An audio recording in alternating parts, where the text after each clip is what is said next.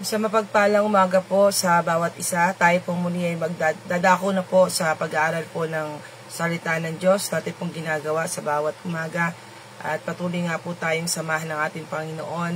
Ang gawain po ngayon ay magmumula po sa Distrito 6 sa pangunguna po ng ating Pastoral Cheryl Manansala at patuloy tayo na magpasalamat sa bagong simula ng umaga na ipinagkakalob sa atin ng Panginoon. At bago nga po tayo dumako po sa pag-aaral po ng salita ng Diyos, tayo po muna ay maghandog po ng isang tanging napanadnang awitin po para sa ating Panginoon.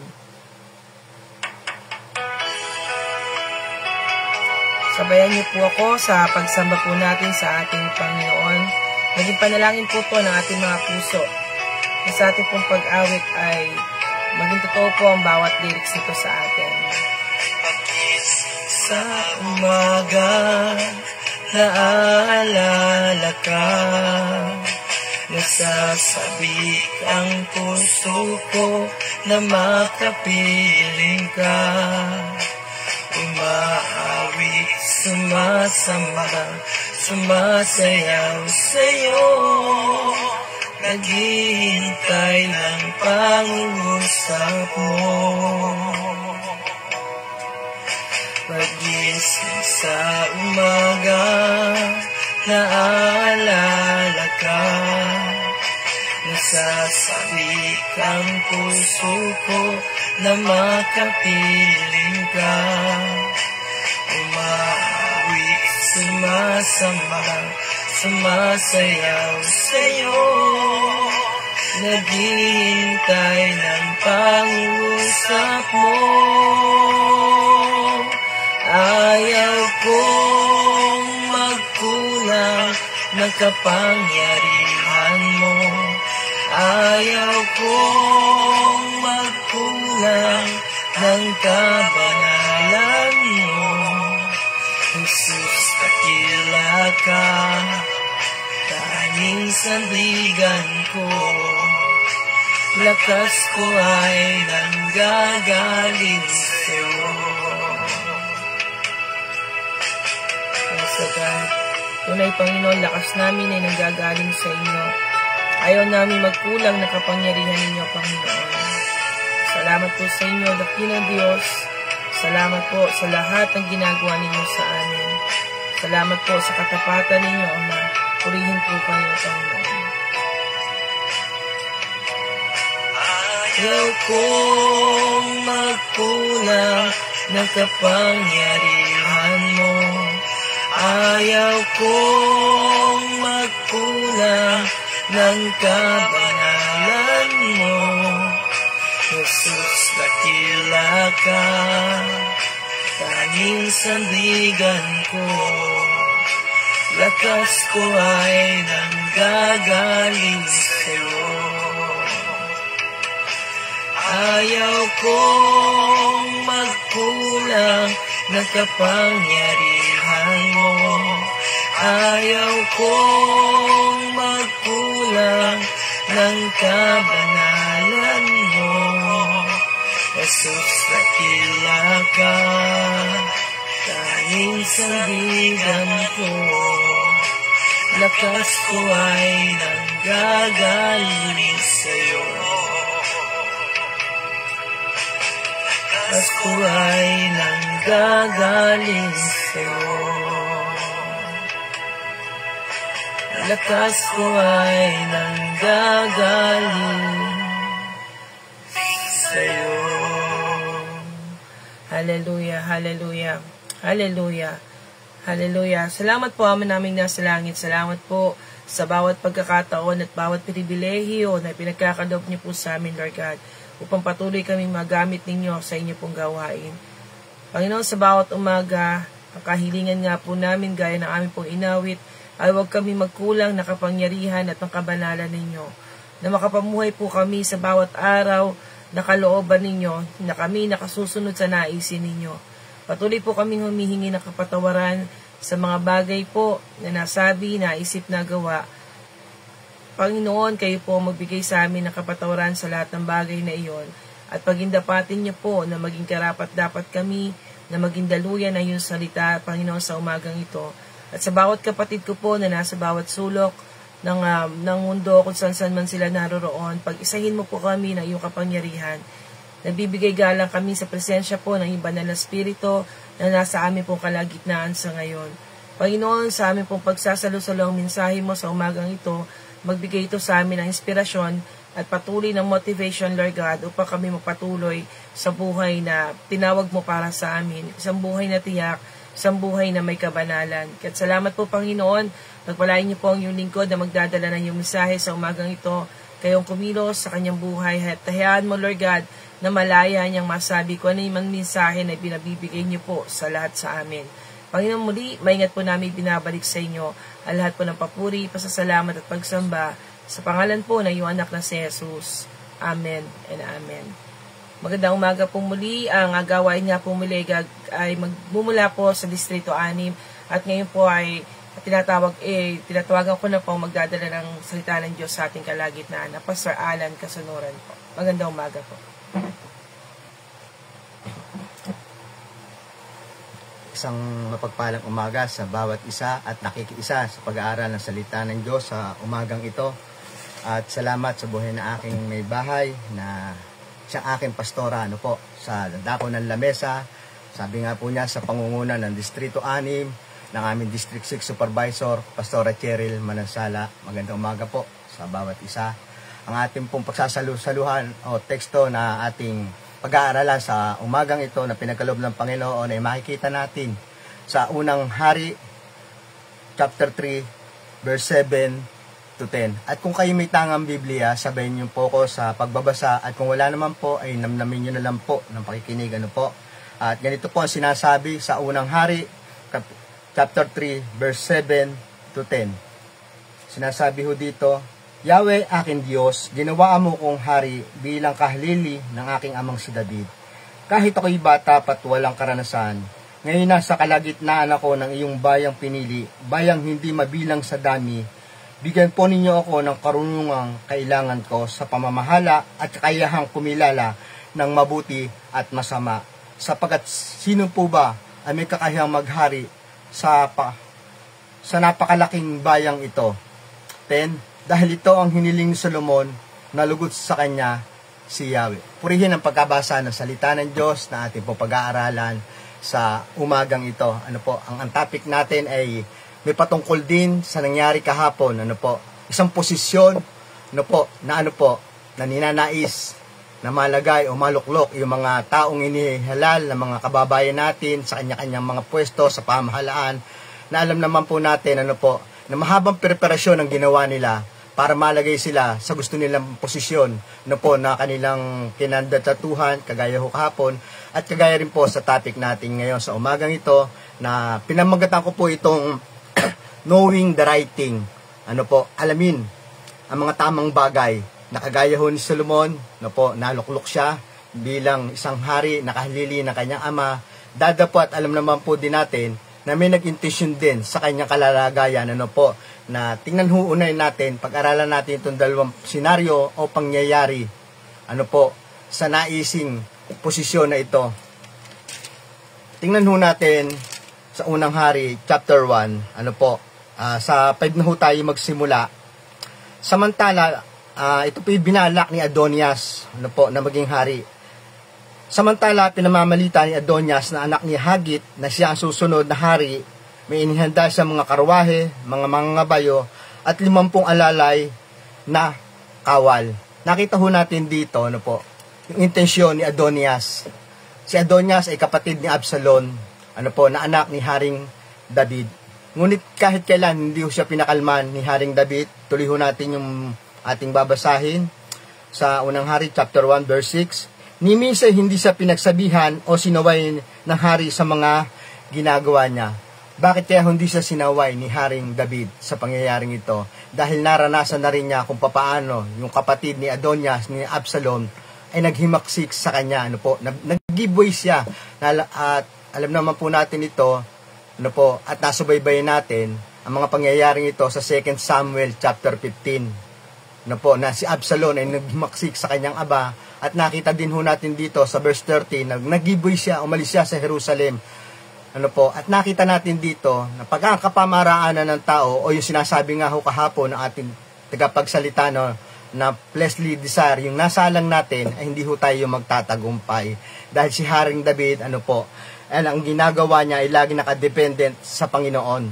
Ano po, nakagaya ngayon ang ating topic, dahil sa kagustuhan lamang niya o yung maling pag-iisip, maling hakbang ni Adonias, ay hindi lang siya ang napahamak sa ginawa niya, kung hindi pati ang mga pumanig sa kanya. Kagaya kahapon sa butuhan, ano po, maging sa pamilya natin, may mga kanya-kanya tayong desisyon sa loob ng tahanan, para ho din sa amin, may mga kanya-kanya tayong mga gusto, ano po.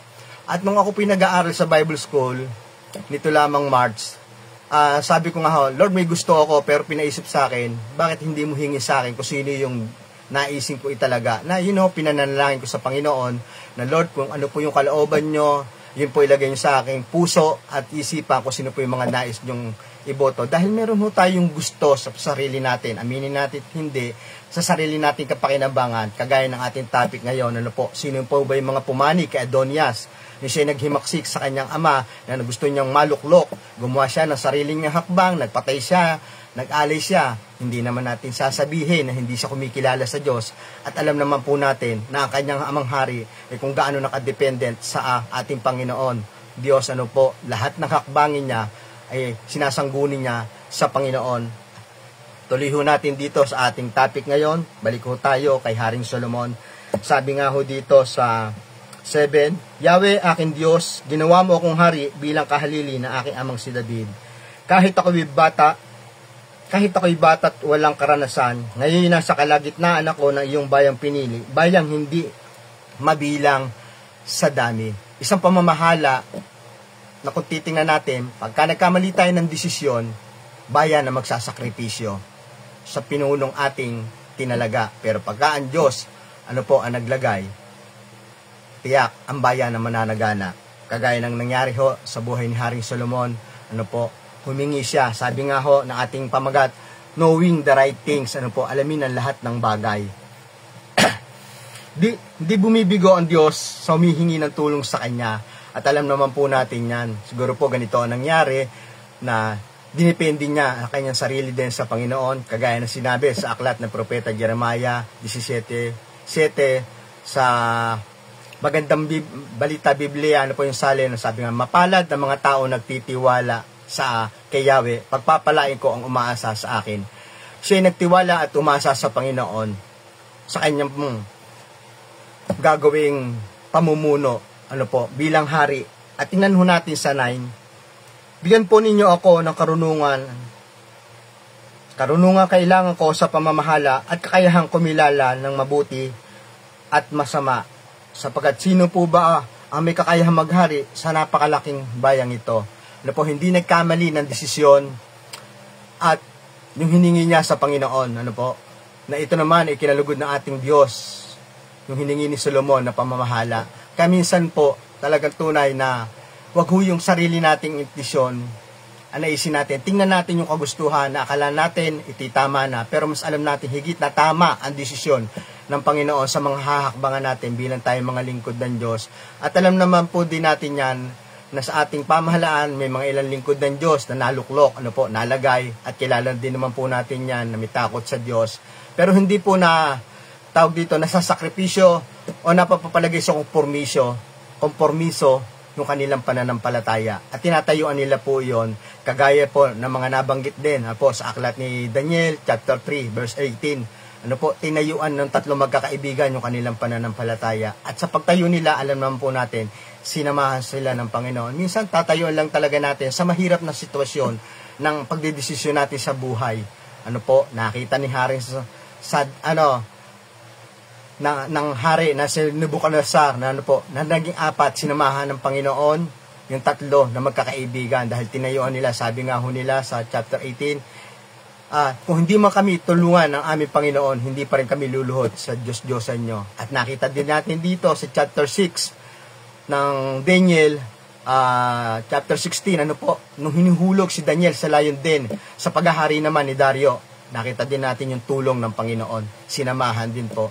Ang nais lang din napakita ng Panginoon dito, ano po, dumepende po tayo sa lahat ng bagay sa Kanya at huwag sa sarili nating pagnanasa, sarili nating desire na nagkakaroon ng mali na pananaw natin, na nagkakaroon pati ng pagkakaligalig sa ating pamilya dahil sa sarili natin pagnanasa at hindi natin isinangguni sa ating Panginoon.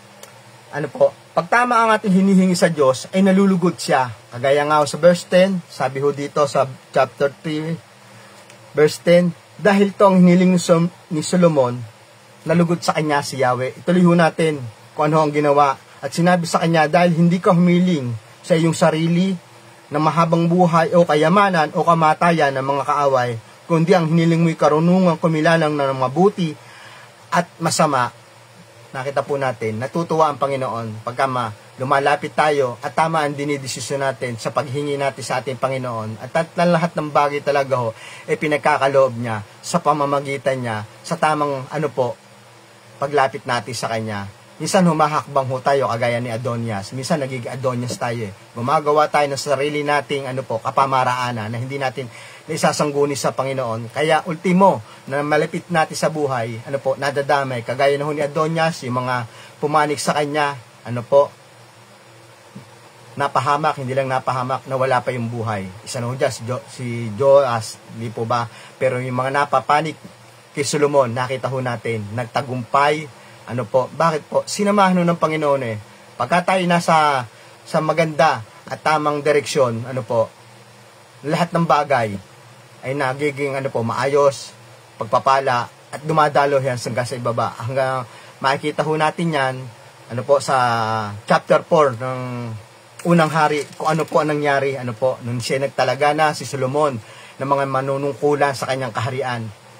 Sino po ang pumili nito? Si Haring Solomon, humingi siya ng karunungan. At nakita natin yung pamamahala dito. Mula sa chapter 1, hanggang chapter 19, yung mga niluklok niya, nilagay niya. At sa chapter 20, nakita natin dito yung kasaganaan na ng pagpapala. Dahil hindi nagkamali, ng ginawa niya. Na ipagkatiwala ang lahat ng bagay sa Panginoon. At nakita natin dito yung kasaganaan ng pamumuhay niya. Minsan, talagang maganda yung ating motibo sa ating gagawin at lalong sinasamahan tayo ng Panginoon. Ang lahat ng bagay nagkakalakip-lakip sa kagaganda ng pamumuno at kapamaraanan na ginagawa ng Panginoon. At alam naman natin kahapon, sa haba ng kanilang preparasyon sa gusto nilang panunungkulan sa bansa at napapanood din naman po natin dahil sa kagustuhan lang nila sa tinasabi nga ng ating tagapagsalita kahapon, yung fleshly desire, yung pagnanasa lang ng laman, gumagawa sila ng sarili nila ng hakbang, na yun din na nagdadala sa kanila sa kapahamakan. Nakita natin dito na maraming nahuli, nagagawa na hindi maganda, na ang dami sa kung saan lugar, dahil sa gusto lamang nila yung isang maling hakbang nila o maling pag-iisip nila sa sarili nilang desisyon at hindi sila humingi ng tulong sa Panginoon. Kagaya ni Adonias, bumaksak siya dahil ito ay sarili niyang desisyon, sarili niyang pagnanasa. At dito naman sa pinag-aralan natin, knowing the right things, inalam niya sa pamamagitan ng Panginoon. Pareho sila may pananampalataya, iisa ang kanilang ama, pero nakita ho natin dito, ang lahat ng desisyon ay pinaubayan ni Solomon sa Panginoon. At ang tama pa niyang hilingi sa kanyang panunungkulan, sa dami ng kanyang pamamahalaan, napakaganda na lugod sa kanya, Panginoon. Hindi lamang yun ang ng Panginoon sa kanya. Tuloy ho natin dito sa chapter 12. Ibibigay ko sa iyo ang hinihiling mo. Bibigyan kita ng karunungan na walang kapatay, maging mga nauna sa mga susunod sa iyo. 13. Ibibigay ko rin sa iyo ang mga bagay na hindi mo hinihingi, kayamanan at karangalan na hindi papantayan ng sino mang hari sa buong buhay mo. Wala daw po makakapantay at alam naman po natin yan sa nangyari sa kanyang buhay. Kaya nga naisulit niya ang maraming na talata sa Biblia, mga sinulat niya kagaya ng po ng Kawikaan, Song of Solomon, Ecclesiastes, at makikita din ho natin dito kaya niya isulat sa Kawikaan chapter 3 verse 5 to 6 atin pong basahin. Bakit po? Dahil ito'y naranasan niya. Dahil pag naranasan natin, talagang maipapahayag natin, maipapatotoo natin. At dito na isulit niya ho ito Sa Kawikaan chapter 3 verse 5 to 6, tingnan ho natin, kay Yahweh ka magtiwala buong puso at lubusan, at huwag kang mananangan sa sariling karunungan. 6, sa lahat ng iyong gagawin, siya ngay alalahanin upang ikaw'y patnubayan sa iyong tatahakin. Bakit ho niya ito naisulat? Dahil naranasan niya sa buhay niya kung papaano talaga ang Diyos ay tumutugon. Ano po? Sabi nga ho dito sa 5, kay Yahweh ka magtiwala buong puso at lubusan, at huwag kang manangan sa sariling karunungan. Nakita ho natin dito yung dalawang topic na pinag-aaralan natin. Si Adonias nanangan sa sarili niyang karunungan. Ano nangyari? Bumaksak. Pero si Haring Solomon, sa lahat ng iyong gagawin, siya ngay alalahanin. Ano po? Inaalala niya. Kaya siya ay nagtagumpay. Ano po? Kaya ito yung naisulat niya sa Aklat ng Kawikaan. At marami pa siyang naisulat patungkol sa kanyang buhay. Ano po? Na ginawa ng Panginoon sa kanyang buhay. Isang magandang halimbawa sa buhay ni Solomon na nakita natin dito, hindi siya nanangas sa sarili niya. Kagaya ni Adonias, nanangas siya. Ano po nakikita natin dito tinuturo ng Panginoon? Na lagi tayong dumipende, kagaya ng kanyang ama. Parehas din sila nakakakilala. Alam naman po din natin ang ginawa ni Adonias. Naghandog din siya. Pero mali yung kapamaraan ng ginawa niya. Sinunod niya yung gusto niya. At hindi muna siya sumangguni sa Panginoon. Kagaya ni Solomon. Kaya bilang tayo mga mananampalataya, ano po, lagi tayo sumangguni kung anong kagustuhan ng Panginoon, kung ano yung kalooban niya. May sarili tayong pagdidesisyon. Pero yung pagdidesisyon natin, idepende natin sa Panginoon. Lalo magiging maganda ang takbo ng ano po, ng paglilingkod natin. Ano po, kagaya ng mga naglingkod sa bayang ito, alam naman po natin, may mga sarili sila agenda, pero yung mga naluklok ngayon, sabi nga, walang pamahalaan na hindi ang Diyos ang nagtalaga. Alam naman po natin yan. Kaya nangyayari mga ganung bagay dahil sa mga sarili din nating agenda sa buhay. Salamat sa umagang ito, sa maiksing mensahe, pero alam ko po, punong-puno ng kaalaman na itinuturo ito sa buhay ng kanyang mga anak at mga lingkod na nakibahagi ng pag-aaral ng salita ng Diyos sa umagang ito. Marami po salamat. Samahan niyo po ako sa pangwakas na panalangin. Hallelujah. Aming Ama, salamat po o Diyos sa inyong mga katuruan na ginawa sa umagang ito. Dakilang Diyos na hindi kami dumipende sa sarili namin kaalaman, kundi dahil sa inyo, Panginoon. Marami po salamat sa inyong mga salita na nahiyag sa umagang ito. Magrema at ipamuhay po namin, Panginoon. Hindi lang namin mapakinggan, kundi ipamuhay namin ang bawat itinuturo nyo. Na alam ko po, Panginoon, kami rin po ang mag-aani sa bawat aming hahakbangan, didesisyonan na itinuturo nyo sa buhay ng bawat isa sa amin. Marami po salamat. Hinihingi ko po ang basbas ng pagpapala nyo sa buhay ng inyong mga lingkod, anak na nakibahagi, pakikiisa sa umagang pag-aaral ng salita ng Diyos sa umagang ito. Panginoon, dinadalangin ko rin po, Ama, ang kabuuan ng Dorope Church Organization and Bible School sa pamumuno at pangunguna ng aming General Superintendent Joseph Glenn Masaredo, 10 ng kanyang pamilya at kapwa kamanggagawa, Panginoon, sa loob at labas ng bansa.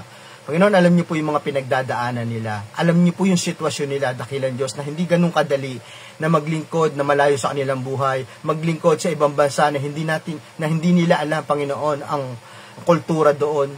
At may mga pagkakataon pa, Panginoon, na hindi lang sila inuusik. Panginoon, samahan po sila ng kapangyarihan ng inyong banal na Espiritu at ang inyong banal na dugo ang siyang bumakod sa kanilang buhay. Makita nila, Panginoon, kagaya ni Shadrach, Meshach, Abednego, na tinayuan yung pananampalataya, yung commitment nila, dakilang Diyos. Marami po salamat, Ama, maging ang mga district pastor, Panginoon, ay pinagkakatiwala ko sa inyo at tinataas ko po ang kanilang buhay na kayo po ang magpala sa kanila mula po District 1 hanggang District 9. Dakilang Diyos, alam ko po, nakikita nyo ang lahat ng mga pangyayari sa buhay namin. Kagaya ng sinabi nyo sa Aklat ng mga Awit, talata, Kapitulo 139, isa hanggang sa sumusunod, Panginoon. Lord, nakikita nyo po ang aming buhay. Walang bagay na hindi nalilingit sa inyo, Panginoon. Alam niyo po ang aming nasa isipan. Bago pa lang namin iniisip, alam niyo na po. Bago pa lang kami magsasalita, alam niyo na po, Panginoon. Kaya ang mga lingkod niyong ito, dakilang Diyos, nilalapit ko po sila sa inyo. Patuloy niyo po sila samahan ng inyong kapangyarihan sa pangunguna niyo, Banal na Espiritu. Marami po salamat, dakilang Diyos. At dinadalangin ko rin po aming Distrito 6 sa pangunguna na aming District 6 Supervisor, Pastor Cheryl Manansala. Patuloy ng kapangyarihan niyo ang kumilo sa kanyang buhay. Magbigay kayo ng karunungan sa kanyang pamumuno, Panginoon. At dalangin ko yung unity, Panginoon, sa sa aming Distrito 6, Panginoon, sa mga daughter churches, dakilang Diyos, patuloy kayong kumilos at gumawa. Ama, marami po salamat sa Doropate Bible School, sa mga guro ng pampaaral ng Biblia, na nakikita ko po, Panginoon, yung kanilang kalalagayan, na sa malayong lugar, sa kanilang mga edad, Panginoon, nandun pa rin yung kanilang pagtitiis, pagtsatsaga, magawa po lamang nila yung pagkatawag, yung mga iniatang nyo sa kanilang balikat na pagtuturo sa mga estudyante. Panginoon, marami pong salamat dahil may mga inilagay kayong gurong tapat, Panginoon, upang gampanan nila, gawin nila kanilang katungkulan na kung paano sila nagtatapat. Alam ko po, Panginoon, hihigitan nyo yung pagtatapat sa buhay ninyo mga lingkod na ito. Kaya dalangin ko, Panginoon, pagpalain nyo po, hindi lang ang kanilang sambayanan, Panginoon, kundi ang kanilang pinangungunahang iglesia, dakilang Diyos. Marami po salamat. Lord, idinadalayan ko rin po ang Doropate Sentro, Panginoon, sa kabuuan ng Doropate Sentro, ang pagkilos ng inyong kapangyarihan ay sumagana sa lugar na iyon at sa mga pagawain, dakilang Diyos. Alam ko po na patuloy kayo na gumagamit, na kumikilos sa mga anak nyo, mga lingkod nyo, upang magbigay daan ng papapala, Panginoon, kung paano, Lord, na alam ko po kayo ang kumikilos sa buhay ng mga lingkod nyong ito, at alam ko rin po, Panginoon, na kayo ang nagbabalik higit pa sa inaasahan nila. Marami po salamat at dinadalayan ko rin po ang yung upcoming senior, Lord. Pagpalain niyo po sila kung paano niyo kami pinagpala at pinagtapos sa pamparal ng Biblia, at ngayon rin sa upcoming na papasok na bilang pressman, Panginoon. Ngayon pa lang, Panginoon, hinihingi ko po ng inyong gabay, patnubay at pagkilos, Panginoon, upang makita nila na sila tinawag nyo, hinirang nyo upang magamit sa inyong ubasan dito sa mundong ito, Panginoon, na magdala ng mabuting balita sa amang sulok, Panginoon, ng mundong ito. Magamit sila, Panginoon, sa kaluwalhatian at karangalan nyo lang. Maraming po salamat, Panginoon. Tinataas ko rin po aming bansang Pilipinas na natapos na eleksyon, na alam ko po, Lord, kayo ang kumilos kung saan at kung paano, Lord, may mga lingkod nyo na nalangin na kayo ang magtalaga sa mga naluklok ngayon, Panginoon, sa mga kanya-kanyang pwesto sa gobyerno. Marami po salamat, Lord, maging ang pangyayari ngayon sa bansang Israel. Alam ko po, Lord, na walang bagay na hindi nyo kapahintulutan, ngunit dinadalayan ko patuloy nyo po rin pagpalain ng bansa Israel. Dahil sinabi nyo, Panginoon, sa inyong mga salita, kung sino magpala sa inyong bayan, pagpapalain nyo. Panginoon, nakikiisa kami, nakikibahagi kami na pagpalain nyo po ang bansang Israel, lalo na po, Panginoon, na nagaganap na mga kaguluhan, geras doon, Lord. Patuloy ko pa rin hinihingi ang pag-iingat nyo sa bansang pinagsimula na aming pananampalataya. Marami po salamat, dakilang Diyos. Patuloy ko rin po dinadalangin ang inyong lingkod na gagamitin sa araw ng bukas sa pagpapahayag ng inyong mga salita. Sangkapan niyo po siya ng inyong karunungan at ang kapangyarihan nyo, Banal Espiritu, ay sumagana. Marami po salamat, Ama. Minsan pa, maingat kami nagbabalik lahat ng papuri, parangal, luwalhati at pagdakila sa pangalan ng Ama, ng Anak at ng Banal Espiritu. In Jesus' name, Amen and Amen. Marami po salamat, mga kapatid. God bless po sa bawat isa.